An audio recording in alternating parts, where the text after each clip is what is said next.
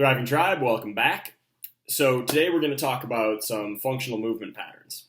So when you look at your body, we're meant to move in a cross-crawl pattern, which is actually why it's really important for children to crawl before they walk.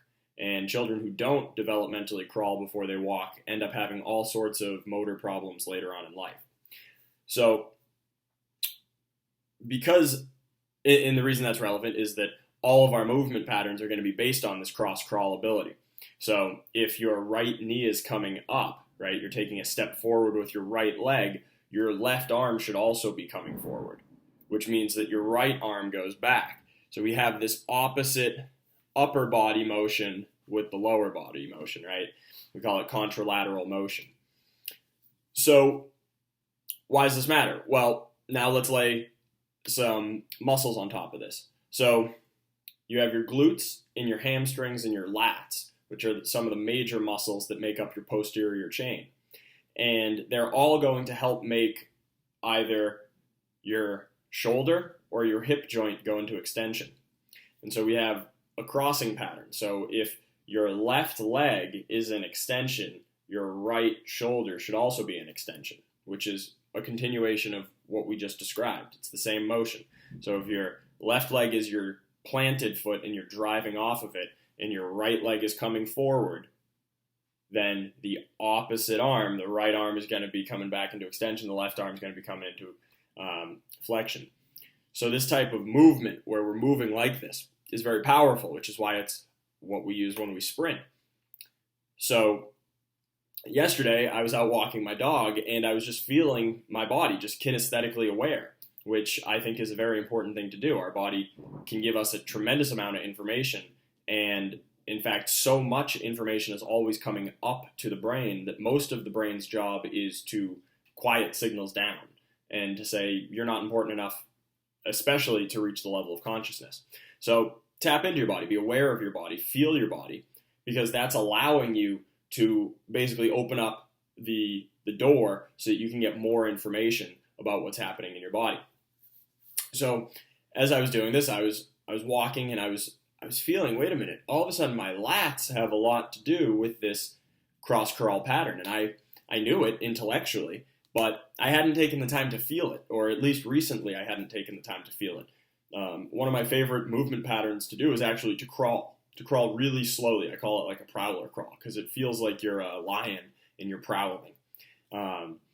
So that should be like your mindset when you're doing one of these, is you should be on your hands and on your toes. Your knees should not be touching, but you should be trying to make a 90-degree angle at your hip and a 90 at the knee, so that you're able to really keep all of your core engaged and all of your leg musculature engaged. Your back should be parallel to the ground, and then you should move in this opposite arm, opposite leg fashion. And when you move, don't let the body rock left to right. Keep the back totally balanced so that the legs underneath it are doing all the movement, while the whole trunk of the body and head of the body stays really stable. So cross-crawl patterns, you can feel that if you're doing it on the ground in this crawling manner. And yesterday I just started to tap in and realize, wait a minute, how cool is that? So something I wanted to have you guys think about is just to feel your body next time you're walking.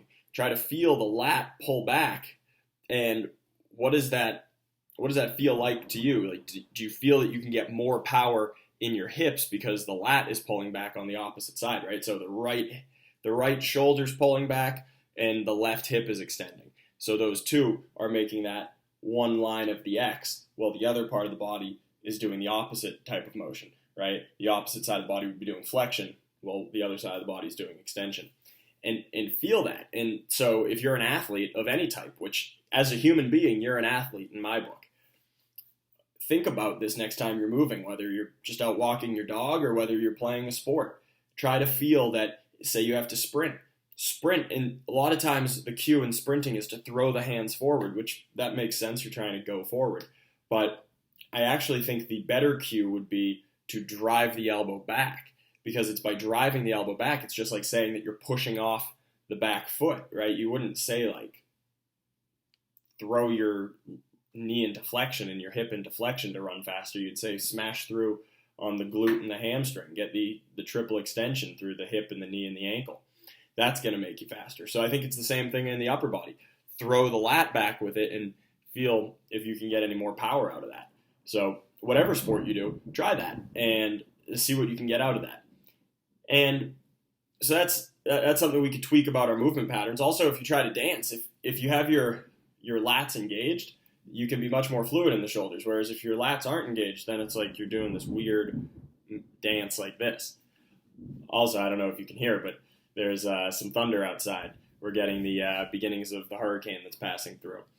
So, so feel that, right? Try to become aware of your body. Try to maximize it in whatever physical activity it is you do. If you're doing pull-ups, you're definitely going to feel the lats. If you're doing kettlebell swings, the lats are going to help anchor the shoulder back and into its socket.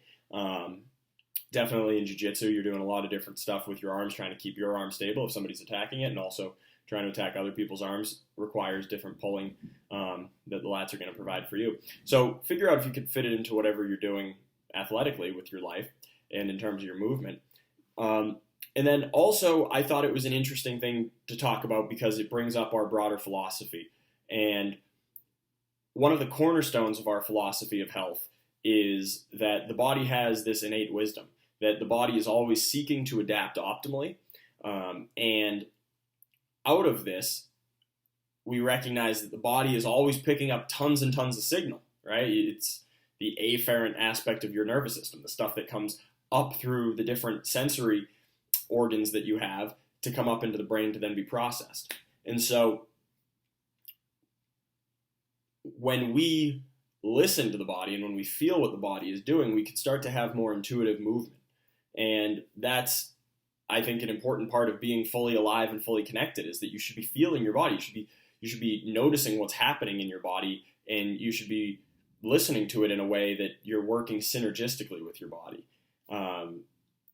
So that's one of the things that I thought was important to bring up about this was that just when I was out walking my dog, right, it shouldn't have been anything more than just kind of a chore for most people. But when I was out walking him, I was just trying to be kinesthetic and aware of my body and listen to what it was telling me. And it was telling me like, hey, when you're moving, make sure that you're getting that lat engagement. You're going to get a lot more powerful push off on your leg.